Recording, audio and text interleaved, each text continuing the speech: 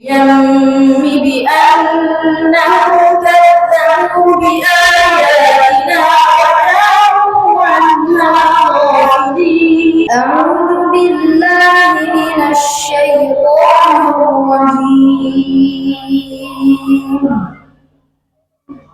بسم الله الرحمن الرحيم.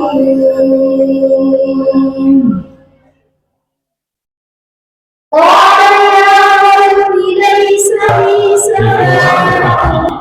যারা এই বিতর্ক প্রতিযোগিতায় অংশগ্রহণ করেছে তাদেরকে আমি আজকের এই শ্রোতা প্রতিযোগিতায় তাদের সর্বোচ্চ অভিনন্দন জানাচ্ছি। পাশাপাশি এই উপহারটাকে যারা সাফল্যমণ্ডিত করেছে, যাদের পরিশ্রম, তাদেরকে আমাদের তানজিমুর রহমান, আমাদের আরো অনেকে এটার সাথে সম্পৃক্ত আছে, আমি তাদেরকে স্বাগত জানাচ্ছি। পাশাপাশি এদের একটি মহান উদ্যোগ একটি সমাজের জন্য, একটি রাষ্ট্রের জন্য অত্যন্ত সুপ্রসব হয়ে আছে। এখান থেকে আমাদের সমাজের বিশৃঙ্খলা থেকে মুক্ত থাকা যায়, মাদক থেকে মুক্ত থাকা যায়, সমাজের অনাচার অনাচার থেকে মুক্ত থাকা যায়। এই ধরনের মানসিকতা নিয়ে আমরা যদি সকলে এগিয়ে আসি, আরো ভবিষ্যতে আরো সুন্দর করে আরো উজ্জ্বল মধ্যে দিয়ে এই এলাকায় এই ধরনের কর্মসূচি, এই ধরনের প্রতিযোগিতা যদি অব্যাহত থাকে, আমি মনে করি এই সমাজ ব্যবস্থা আরো সুসংগঠিত হবে।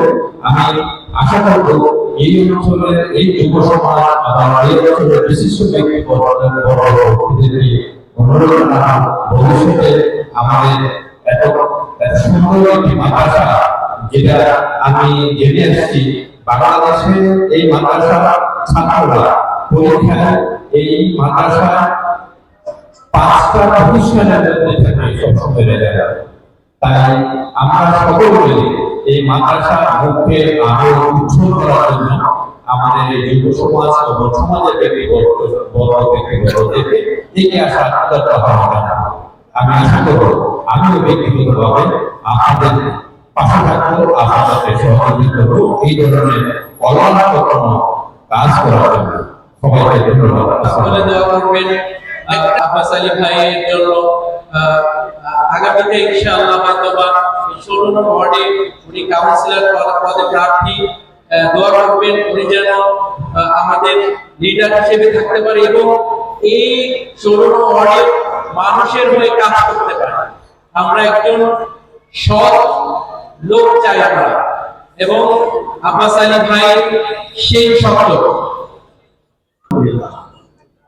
আল্লাহ পাক বলছেন যে তোমরা আমার নিয়ামতের শুকর আদায় করলে আমি নিয়ামত বৃদ্ধি করে দেব। আল্লাহ পাকের যত নিয়ামত আছে সর্বশ্রেষ্ঠ নিয়ামত হলো আল্লাহ পাকের কোরআন। সেই জন্য হফাজে কোরআন না খুব আল্লাহ শুকর আদায় করতে বারবার আলহামদুলিল্লাহ। আমরাও তাদের সঙ্গে বসতে পেরেছি, এই জন্য আমরা আল্লাহর দরবারে শুকরিয়া আদায় করি, আবার বলি আলহামদুলিল্লাহ। আল্লাহর হাবিব ফরমান, যারা মানুষের শুকর আদায় করে না, বান্দার কৃতজ্ঞতা প্রকাশ করে না, সে প্রকৃতপক্ষে আল্লাহ পাকের কৃতজ্ঞতা প্রকাশ করলো না। আমি আপনাদের পেশ করে তানজিম ভাই আছেন, তানজিল ভাই, আমাদের মাসুম ভাই, আরো অনেক আছেন যাদের আমার নাম জানা নেই, এতটুকু বলতে পারবেন। তানজিম ভাই তার আলোচনায় যে কথাটা বলছেন যে এই ধরনের কাজ যেন এই একবার হলো এটা যেন থেমে যায়, এই জন্য ধারাবাহিকতা অব্যাহত থাকে। বছরে একবার এমন একটা অনুষ্ঠান করা, আরো জাঁকজমকপূর্ণ ভাবে করা, এবং রমজান না হলে রমজান ছাড়া অন্য মাসে হলে আরো লম্বা সময় করা যাবে।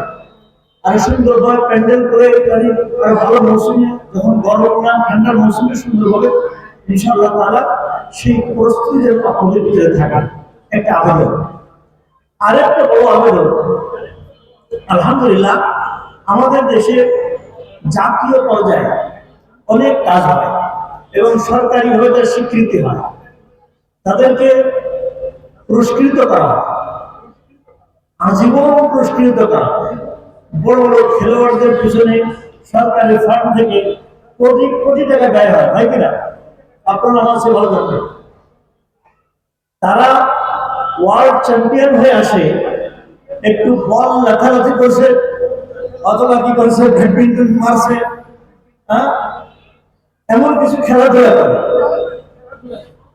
কিন্তু কোরআনে পাক আত্মস্থ করা, এটা যে ওই খেলার প্র্যাকটিসের চেয়ে কত কঠিন, সেটা যদি ভাই নিজে একটু প্র্যাকটিস করে দেখেন, দু চারটে সূরা মুখস্থ করে, একটা পারা মুখস্থ করে, তাহলে বুঝবেন যে এই যে প্র্যাকটিসটা তার তুলনায় কতখানি কঠিন।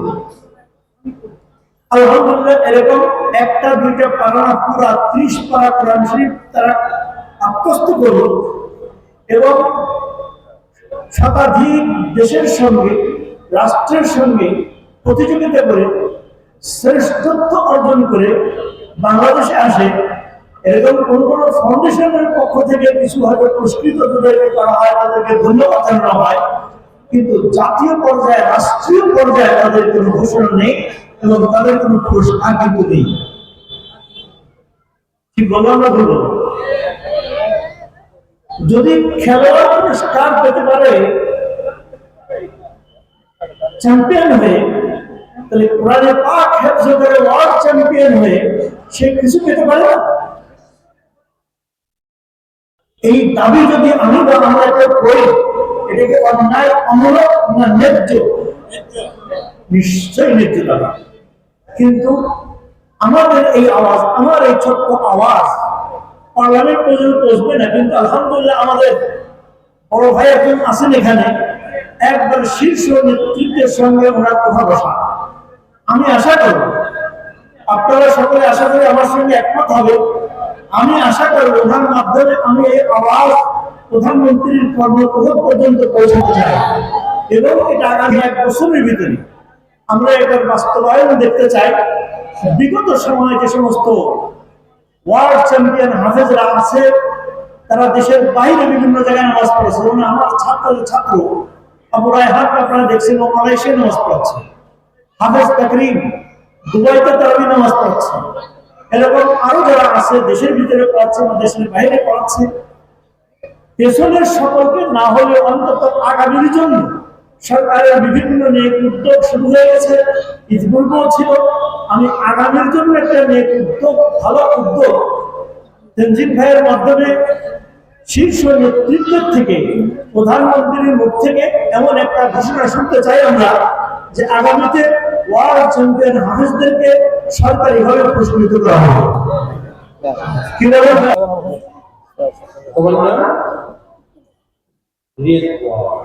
দর্শক রয়েছে ইসলাম অধিকার করেছে মোহাম্মদ ইসমাইল তালুকদার, কোড নম্বর 40। অষ্টম রয়েছে রেদওয়ান বিন আলী, কোড নম্বর 150। দ্রুত চলে আসো।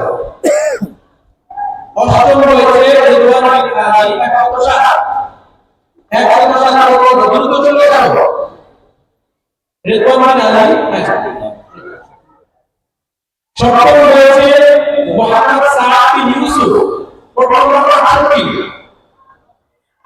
সপ্তম রয়েছে সাদ বিন ইউসুফ, কোড নম্বর 68। কোথায় সাদ বিন ইউসুফ? ষষ্ঠ রয়েছে মাহমুদ ইসলাম আগে, মাহমুদ ইসলাম আগে 108।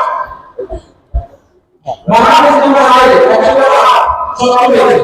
পঞ্চম রয়েছে Mohammad Shariful Islam, code number 90। Code number 90 Shariful Islam Mahmud Islam. পঞ্চম শরীফুল ইসলাম, কোড নম্বর 90। দ্রুত আসো।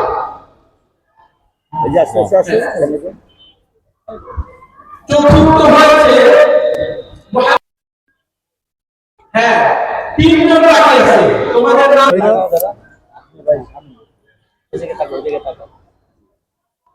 ঠিক আছে, যাও। দ্বিতীয়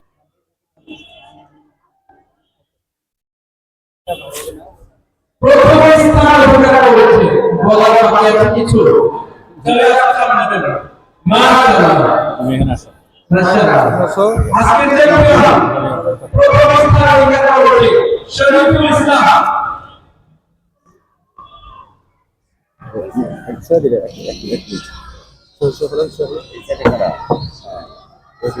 ঠিক আছে বাস